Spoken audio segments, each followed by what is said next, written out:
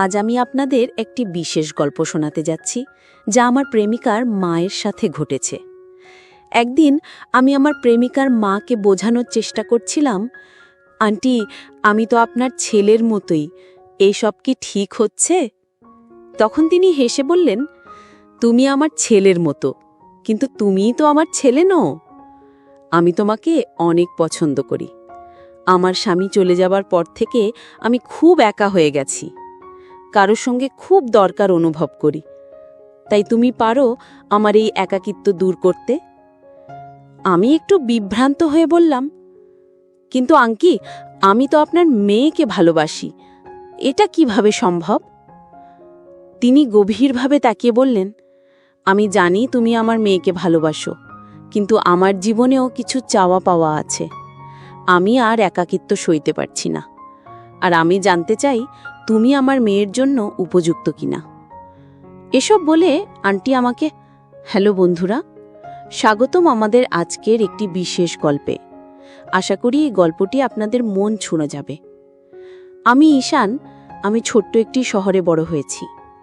আজ আমি আপনাদের আমার জীবনের একটি স্মরণীয় অভিজ্ঞতার কথা বলতে যাচ্ছি।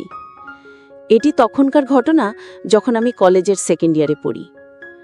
আমার পাশের বাড়িতে অনিকা নামের একজন ভদ্র মহিলা থাকতেন। তার বয়স ছিল প্রায় 40 এবং তিনি একজন বিধবা। তার স্বামী একটি দুর্ঘটনায় মারা গিয়েছিলেন। তাকে আমি আন্টি বলে ডাকতাম। অনিকা আন্টি তার মেয়ে তিথি এবং বড় ছেলে রাজেশকে নিয়ে থাকতেন। রাজেশ শহরে চাকরি করত, আর তিথি তখন 10ম শ্রেণীতে পড়ত। অনিকা আন্টি প্রায়ই আমাদের সন্ধ্যাবেলায় তিথিকে পড়ানোর জন্য ডাকতেন। তিথি খুবই সুন্দরী ছিল। তার মিষ্টি হাসি আর সরল স্বভাব আমার মনকে খুব আকর্ষণ করত। আমি মনে মনে তাকে ভালোবেসে ফেলেছিলাম। অন্যদিকে তিথির চোখেও আমি বিশেষ কিছু অনুভব করতাম। একদিন বিকেলে তিথি ছাদে ছিল, আর আমি তাকে পড়ানোর জন্য তাদের বাড়িতে গিয়েছিলাম। তখন অনিকা আন্টি আমাকে ডেকে আলাদা করে বললেন, তোমার সাথে একটা কথা বলার আছে। তুমি তিথিকে খুব যত্ন করে পড়াচ্ছ, আমি সেটা দেখছি। তবে আমি জানতে চাই তুমি আমার মেয়ের ভবিষ্যতের জন্য উপযুক্ত কিনা। তিথির চোখ যেন সবসময় আমাকে খুঁজে বেড়াত। যখনই সে আমাকে দেখত, তার ঠোঁটের কোণে একটি মিষ্টি হাসি ফুটে উঠত। আমি বুঝতে পারতাম আমাদের দুজনের মধ্যে ধীরে ধীরে এক অদ্ভুত সম্পর্ক তৈরি হচ্ছে, যা এক ধরনের অনুভূতির জন্ম দিচ্ছিল।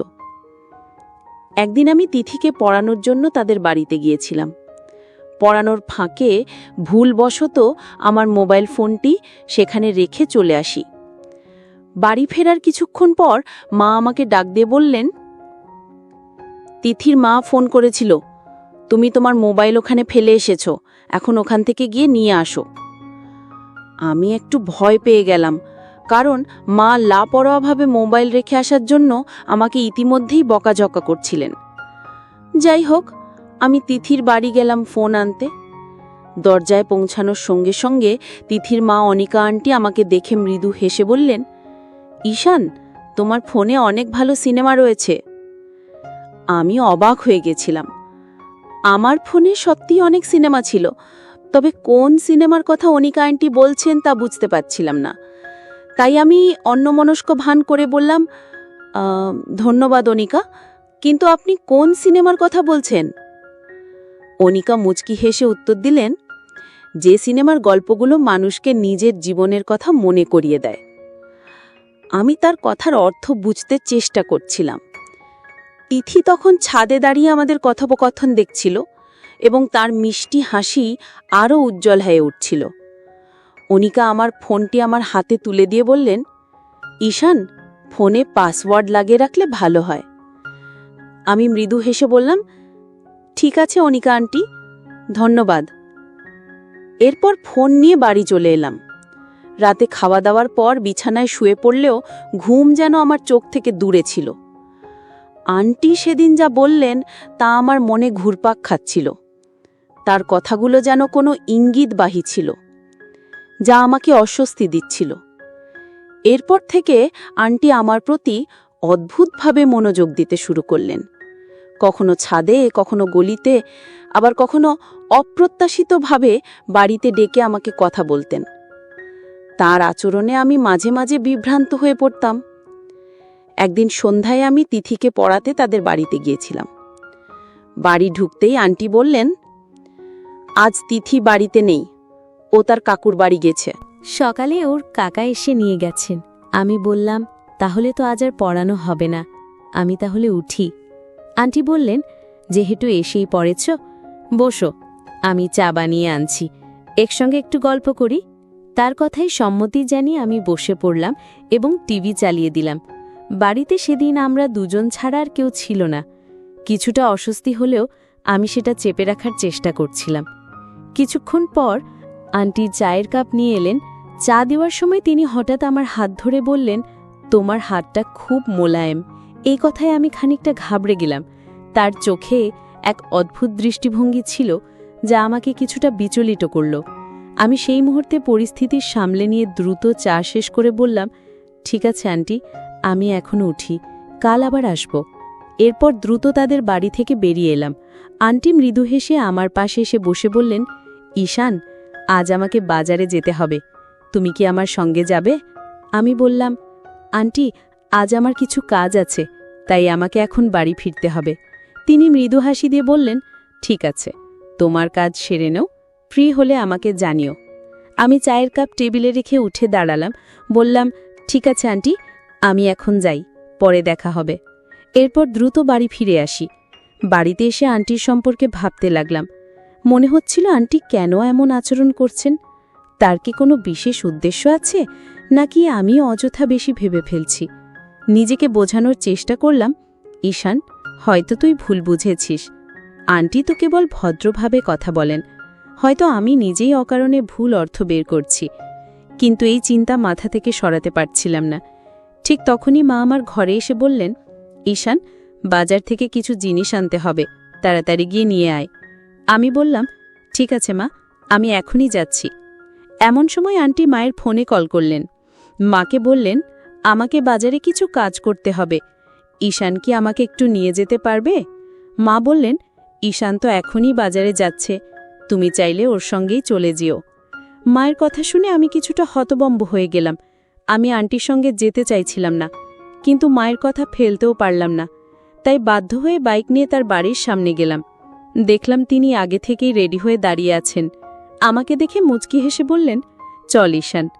আমিও ভদ্রতার খাতিরে হাসি দিয়ে বাইক স্টার্ট করলাম। বাইকে ওঠার পর কিছুক্ষণ চলার পর হঠাৎ আন্টি আমার দিকে একটু বেশি ঝুঁকে পড়লেন। আমি বললাম, আন্টি, একটু ঠিকভাবে বসুন। তিনি বললেন, বাইক চালানোর সময় খুব ভয় লাগে, তাই কাছে থাকতে ইচ্ছে করে। আমি কি বলবো বুঝতে পারছিলাম না। নিজেকে যতটা সম্ভব শান্ত রেখে গন্তব্যে পৌঁছানোর চেষ্টা করতে লাগলাম। বাইকে যাওয়ার সময় অনিকা আন্টি আমার পেছনে শক্ত করে ধরেছিলেন। তিনি বললেন, বাইক চলার সময় খুব ভয় লাগে, তাই একটু শক্ত করে ধরে আছি। তার কথা শুনে আমি কিছু না বলে চুপ করে গেলাম। পুরো পথ জুড়ে তিনি এমনভাবেই ধরেছিলেন যা আমাকে বেশ অস্বস্তিতে ফেলেছিল, তবে কিছু বলার মতো অবস্থায় ছিলাম না। কিছুক্ষণ পর আমরা বাজারে পৌঁছে গেলাম। আমি বললাম, আন্টি, আপনাকে যা যা কেনাকাটা করতে হবে করুন, আমি অন্য দোকানে গিয়ে আমার প্রয়োজনীয় জিনিস কিনে নিই। আপনার কেনাকাটা শেষ হলে আমাকে কল করুন, আমি এসে আপনাকে নিয়ে যাব। তবে আন্টি বললেন, না না, আমি বেশি কিছু কিনব না, তুমি আমার সঙ্গেই থাকো। তার কথায় আমি বাধ্য হয়ে থেকে গেলাম। এরপর তিনি একটি কাপড়ের দোকানে ঢুকলেন এবং বিভিন্ন ধরনের পোশাক দেখতে শুরু করলেন। হঠাৎ তিনি একটি নরম হালকা নাইট ড্রেস নিয়ে নিজে পরীক্ষা করতে শুরু করলেন এবং আমাকে দেখিয়ে বললেন, ঈশান, বলো তো এটি কেমন লাগছে? আমি একটু অপ্রস্তুত হয়ে বললাম, আন্টি, এসব বিষয়ে আমার তেমন ধারণা নেই, আপনি যা ভালো মনে করেন তাই কিনে নিন। আন্টি হেসে বলেন, কেন, কাল যখন তোমার বিয়ে হবে তখন কি তোমার স্ত্রীকে এই ধরনের কিছু কিনে দেবে না? তার কথা শুনে আমি চুপ করে গেলাম। এরপর তিনি একটি লাল রঙের নাইট ড্রেস পছন্দ করলেন এবং সেটি কিনে নিলেন। আমি অপ্রস্তুতভাবে বললাম, আন্টি, আপনার তো স্বামী নেই, এই ধরনের পোশাক পরে আপনি কাকে দেখাবেন? আন্টি মুচকি এসে বললেন, স্বামী নেই বলেই কি আমার কোনো অনুভূতি থাকতে পারে না? তার এই কথায় আমি আর কোনো উত্তর দিতে পারলাম না। মনের মধ্যে এক অদ্ভুত অস্বস্তি নিয়ে আমি নিজের দিকে তাকিয়ে রইলাম। সন্ধ্যা ঘনিয়ে এসেছিল। আমি বাজার থেকে আমার বাড়ির প্রয়োজনীয় জিনিসপত্র কিনে বাড়ি ফিরলাম। মা তখন রাতের খাবার প্রস্তুত করছিলেন। খাবার খেয়ে নিজের বিছানায় শুয়ে পড়লাম। হঠাৎ আমার ফোন বেজে উঠল। ফোনের ওপারে ছিলেন আমার আন্টি। তিনি বললেন, তুমি কি আমার বাড়ি একটু আসতে পারবে? আমি ক্লান্তির অজুহাত দিয়ে বললাম, আন্টি আমি তো সবে খাওয়া শেষ করেছি, খুব ক্লান্ত লাগছে, আজ আর সম্ভব নয়। যদি বিশেষ কোনো দরকার না থাকে তাহলে কাল দেখা করব। তিনি মৃদু হেসে বললেন, ঠিক আছে, তুমি বিশ্রাম নাও, কাল এসে দেখা করো। আমি শুয়ে শুয়ে আন্টির মেয়ে তিথির কথা ভাবতে লাগলাম। ওকে আমার খুব ভালো লাগে। মনে হয় ওর প্রতি আমার বিশেষ অনুভূতি তৈরি হয়েছে। ওর অনুপস্থিতিতে সময় যেন থমকে থাকে। নিজেই ভাবতে লাগলাম, তিথি যদি ওর চাচার বাড়ি থেকে ফিরে আসে তাহলে আমি আমার মনের কথা ওকে জানাবো। ও কি উত্তর দেবে সেটা ভেবে আমি দোটানায় পড়ে গেলাম। এসব ভাবতে ভাবতে কখন যে ঘুমিয়ে পড়লাম বুঝতেই পারিনি। সকালে ঘুম ভাঙতেই দেখি আন্টির একটা শুভ সকাল জানানো মেসেজ মোবাইলে এসেছে। মেসেজ পড়ে আমার মনের ভেতর অস্বস্তি শুরু হলো। আমি দ্রুত মোবাইলটা বন্ধ করে দিলাম, যাতে আর কোনো ঝামেলায় না পড়ি। আমি এখন আন্টির ডাকে একটু এড়িয়ে চলতে শুরু করেছি। সকালে ঘুম থেকে উঠে সোজা বাথরুমে গিয়ে ফ্রেশ হলাম। গোসলের পর মনে হলো বন্ধুদের সঙ্গে সময় কাটানোর জন্য একটু বাইরে যাওয়া যাক। তাই তাড়াতাড়ি তৈরি হয়ে মোবাইল চালু করলাম বন্ধুকে ফোন দেওয়ার জন্য। কিন্তু ফোন অন করতেই দেখি আন্টির 15-20টা মিসড কল। পরিস্থিতি বুঝে দ্রুত বন্ধুকে কল করলাম। তারপর ফোন আবার বন্ধ করে পকেটে রেখে দিলাম। আমি বন্ধুর সঙ্গে সিনেমা হলে গিয়ে একটা সিনেমা দেখলাম। রাত বাড়লে বাড়ি ফিরে এলাম। আর মা রেগে আমাকে বলল, ফোন বন্ধ করে রাখার কি দরকার ছিল? আমি তো তোকে কতবার কল করেছি। আমি বললাম, মা মনে হয় ব্যাটারি ডাউন হয়ে গিয়েছে, কিছু দরকার ছিল? মা বললেন, আমার তো কিছু দরকার ছিল না, কিন্তু তোর আন্টি মানে তিথির মা বারবার আমাকে ফোন করে তোকে খুঁজছিল, তাই আমি তোকে বারবার কল করছিলাম। আমি মাকে একটা অজুহাত দিলাম, মা আমি তো আজ খুব ক্লান্ত, ঘুম দরকার, এখনই যেতে পারবো না।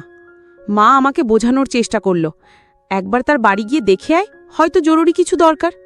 আমি মাকে বললাম, কাল সকালে যাব, আজ একটু বিশ্রাম দরকার। মা দীর্ঘশ্বাস ফেলে বলল, যেমন ইচ্ছা, কিন্তু মানুষের সাহায্য করতে দেরি করিস না বাবা। আমি মায়ের কথা শুনে ভাবতে লাগলাম, হয়তো মায়ের কথাটা ঠিক, কিন্তু আজকের জন্য এড়িয়ে গিয়ে ঘুমানোর সিদ্ধান্ত নিলাম। আন্টির স্বামী নেই, ছেলে অনেক দূরে থাকে, আর মেয়েটি চাচার বাড়িতে গেছে, তিনি একেবারে একা। মা আমাকে বারবার বোঝালেন, একবার গিয়ে দেখে আয়, হয়তো কোনো দরকারে ডেকেছে। মায়ের কথা রাখতে আমি বাধ্য হলাম এবং আন্টির বাড়ির দিকে রওনা হলাম। আমি দরজায় বেল দিলাম আর আন্টি দ্রুত এসে দরজা খুললেন। ওনাকে দেখে আমি অবাক হয়ে গেলাম। তিনি সেই পোশাকটি পরেছিলেন যেটি আমরা গতকাল শপিং মলে গিয়ে কিনেছিলাম।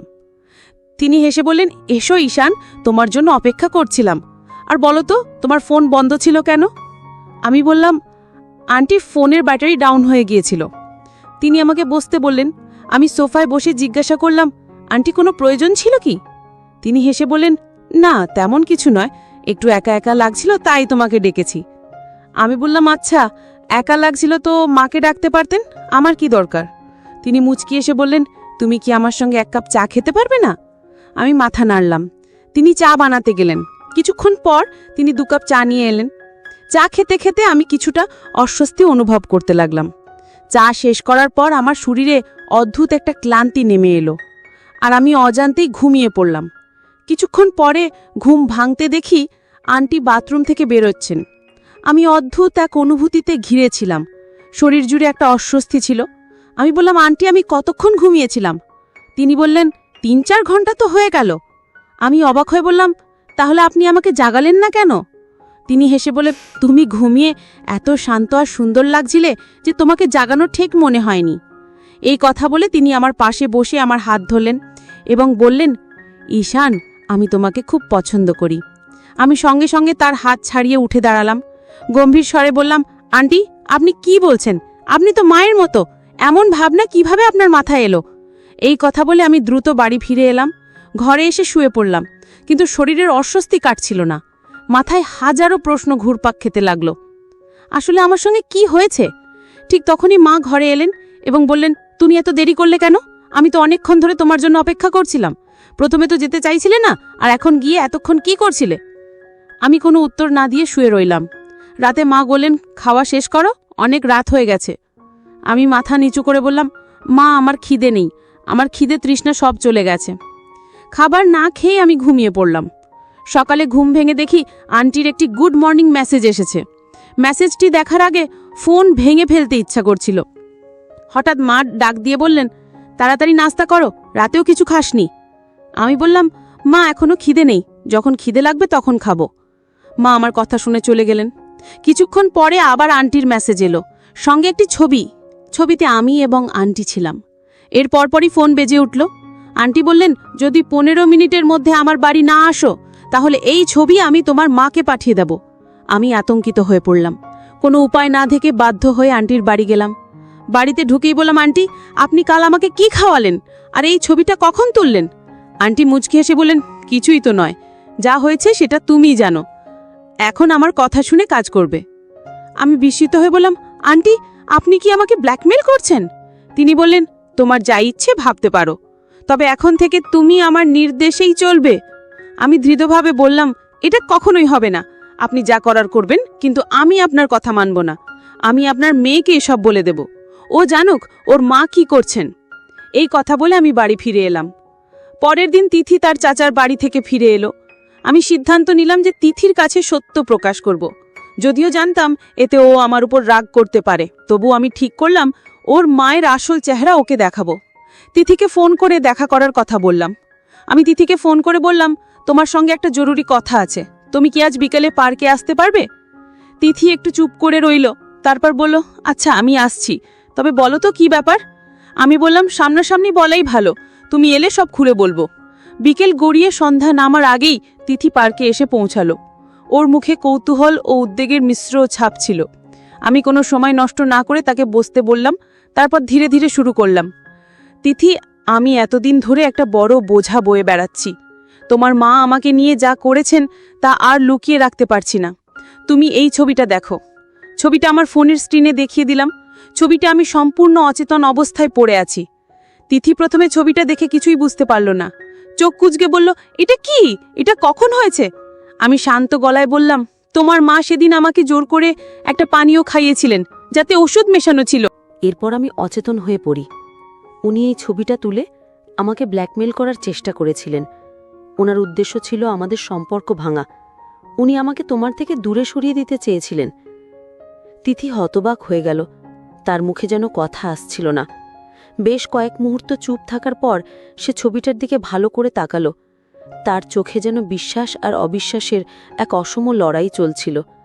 কিছুক্ষণ পর সে মৃদু কাপা গলায় বলল, ঈশান, আমি বিশ্বাস করতে চাইনি, কিন্তু ছবিটা যে সত্যি কথা বলছে, মা এমন কিছু করতে পারে তা আমার কল্পনাতেও আসেনি। আমি খুব লজ্জিত ঈশান।